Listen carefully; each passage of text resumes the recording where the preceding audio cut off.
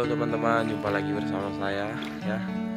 Hari ini saya sedang berada di kampung halaman saya, dan hari ini saya bisa lihat sendiri bagaimana di kampung saya sudah terjadi bencana banjir yang sudah 1 hari airnya belum surut, tapi sekarang sudah lumayan, airnya sudah berhenti, tidak naik dan tidak turun ya.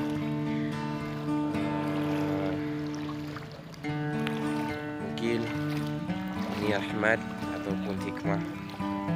Semoga dibalik semua bencana ini ada hidayahnya yang diberikan oleh Allah Subhanahu wa taala. Oke.